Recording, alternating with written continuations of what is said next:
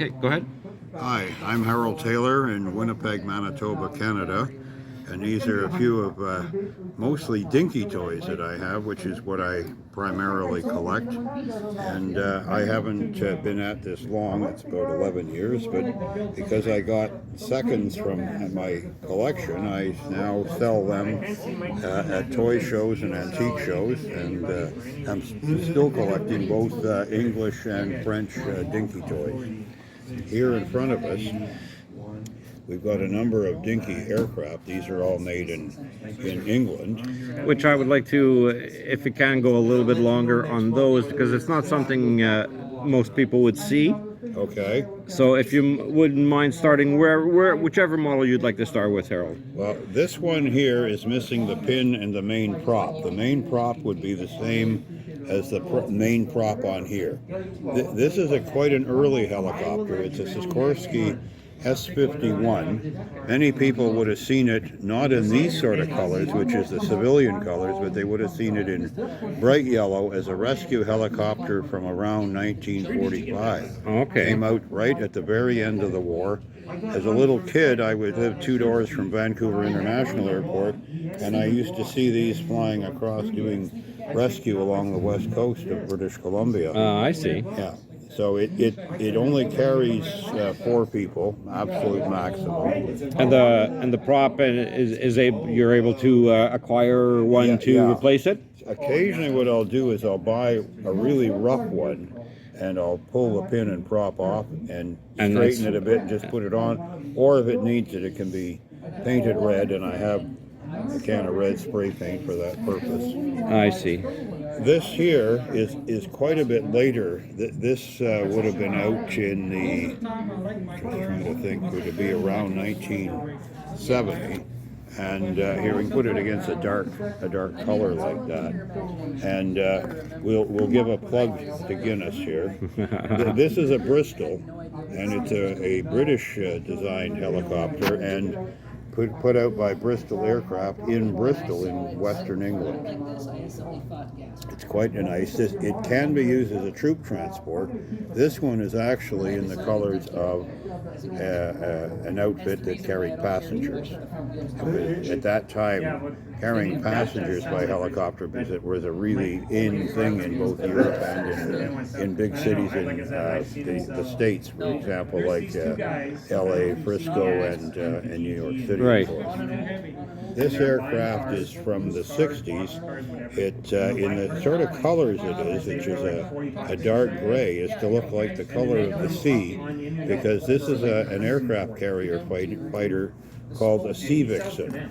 And it's built by de Havilland. It has twin, you can see there's twin intakes, but it has twin engines. It's quite a powerful fighter. And if you look at it closely, nose on, you'll see that the cockpit on it is off-center. Is there a specific reason for that? Or? It is because they wanted to keep the size of the plane relatively small. They had to have a decent height on it. Right. And so it was to give room for the nose gear to go up on the right side. The cockpit is shifted off-center to the left. Ah, I see. That makes sense. Well, it is, and it's a rather basic but ingenious bit of thinking on there. These here are both the same model. There is an earlier one. This is the post-war dinky model of the B17 Boeing Flying Fortress, designed by the Boeing aircraft out of Seattle, Washington. And it was quite a heavy bomber. This is the earlier one. It has a very vertical fin. The later one was fared into the top of the fuselage. Right. This is an early version. The American bombers were very well equipped with armor plating and turrets with twin 50 machine guns. So there'd be 2 in the nose for the bombardier to operate. There'd be a mid-upper and the 2 what they call waist guns. Now this one has another little bulge, and that's another turret. The that's belly there. gun, right? Yeah, the belly gunner. Would this one wouldn't have one in the rear though? No, this is these two would serve shooting As a back protecting. as well as other directions. Right. Later American bombers did have tail gunners in them, like the B-24 did. Now the American bombers here could carry a decent load, but given that they were heavier with armor and a larger crew and more guns, they did not carry the same bomb load as the British bombers. The British bombers of the same size, for example, the Sterling, but more particularly the Halifax and the very well-known Lancaster, they all carried bomb loads that were 2 to 3 times what the Americans carried. Right. And they had less armor, quite a bit fewer guns. In fact, most of the British bombers had no belly guns, and they didn't have as much crew. So while an American bomber like this or the B-24 had a 10-man crew with 2 pilots, the British had a 7-man crew with a single pilot, and the backup to the pilot was the flight engineer, but he was not a fully qualified pilot. Right. Now, so what is the difference between these two? Is it just because this one has the... No, this is, when I spoke to you earlier, I was thinking I'd brought the earlier one. I actually had 2 later ones. I see. The earlier one I left at home.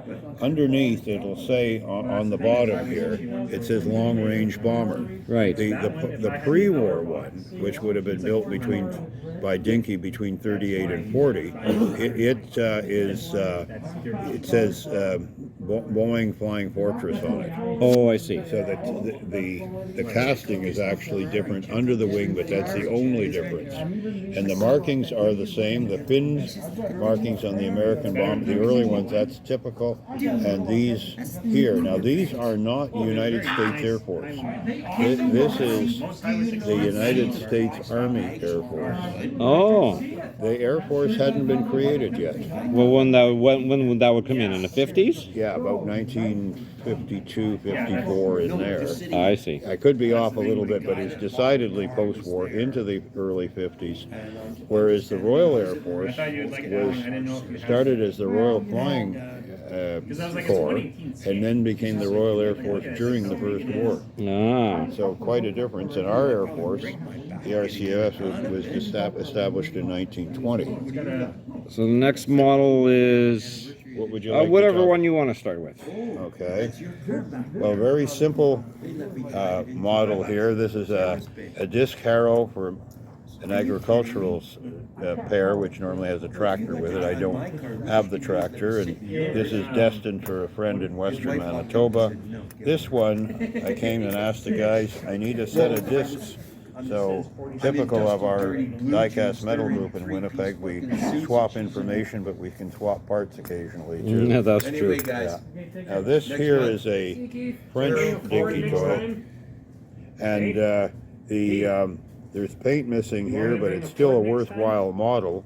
It's a Willem, heavy hauler, and what it would carry would be a set of logs made up by branches to represent the logs. Right. And it is complete. It's from the late 50s, early 60s. It's part of the Paris factory.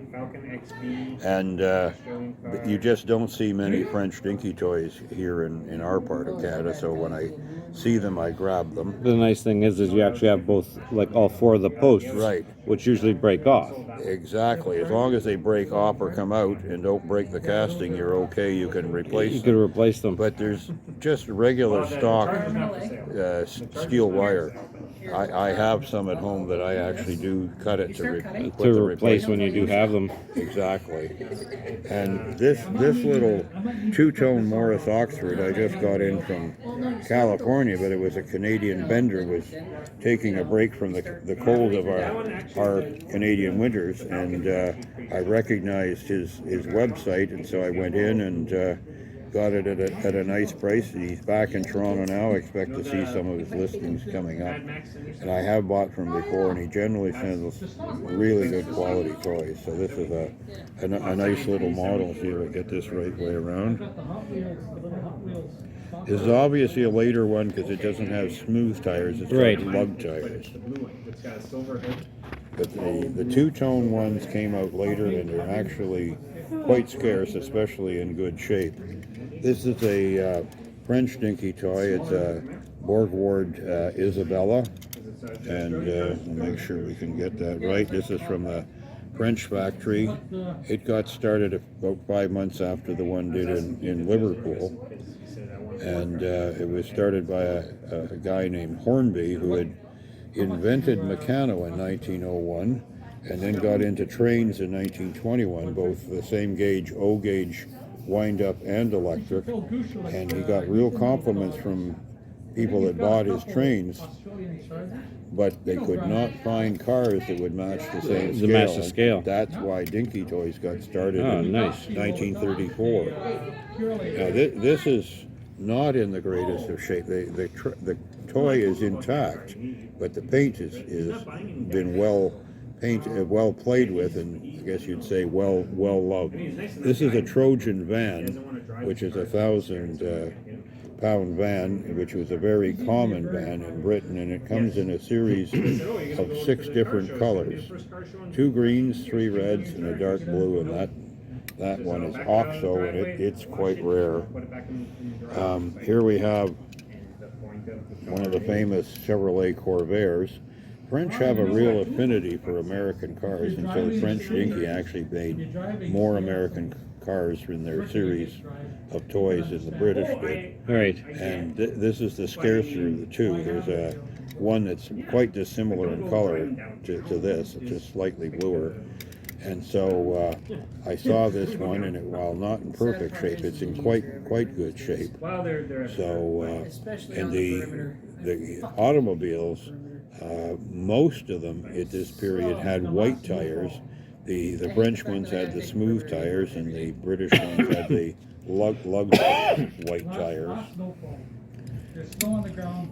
This is a Simca Truck I just got from a friend out in western Manitoba, and it's missing a piece. There's a structure that goes on here that it's like a tent, metal frame, and it's for carrying glass or mirrors. Oh, okay. But Dinky France made a series of Simca Trucks, and there's a couple of vans with opening doors on the back, and there's a couple like this, and I'm trying to remember, there's a dump truck as well. Ah. Yeah, they're all the same size, and I thought when I got into this they were the same size as the guy truck. The English Dinky guy trucks are a hair bigger, so they're about a little bit longer, quarter of an inch longer. Yeah. So this is a Leyland Octopus. It's typical of the English. They have funny names, so because of the 8 wheels, they're called an octopus. And this was a side unloader, so it could carry a load of sand or gravel, but it didn't dump from the back. Here, and here, there are 2 side panels that will separately drop down or both drop down. Yeah. And then when the load is pulled out with rakes and shovels, then you can put the sides back up. They're not too heavy to lift up. It was a competitor to the Foden trucks, but both are very well known, and Leyland is still around, I believe, and the successor company is still making buses. Yeah. So it's you can see the name, the octopus, right on the bottom. Yeah, really neat. Yeah. So this is an Aston Martin. It does not have a windshield. That's the way it came, but it is missing the driver. But you can get a replacement driver. Yeah. Learned how to drive in Alberta, and the driver instructor. Oh, very nice. Very neat. So that's just for my show and tell this evening, and we meet the first Thursday of every month at a downtown bar or restaurant in Winnipeg. Oh, we forgot another Lesney Matchbox, and this is the tractor for a tractor trailer. For the car carrier, Yeah, and it's in just gorgeous shape. And when I see them, although I'm not a huge collector of Matchbox, I do have some, but I can't resist something when I see it like that. So, especially in really nice shape. yeah, exactly right. Did we do this one? No, we didn't. Okay, so we've got a Lincoln here, and it's a Lincoln Continental Mark V, probably late 70s. It's in absolutely beautiful shape, and it's got a gorgeous finish on the roof. Yeah. And I was lucky enough to purchase this one. Yes. So this one's going home with me. Going to a very, very good home, by the way. So it's a gorgeous little car. And when you see something in that shape, you're silly not to grab it. Well, thank you very much, Harold. You're most welcome, Bob. I appreciate you taking your time to do this video with me. Yeah. And who goes and sees these things now then? Oh, everybody on YouTube. Oh, okay. Well, if anybody wants to contact me, my moniker on eBay is Markets and Malls. Well, there you go. Yeah. All right, thank you very much for watching. I'll see you guys in the next video.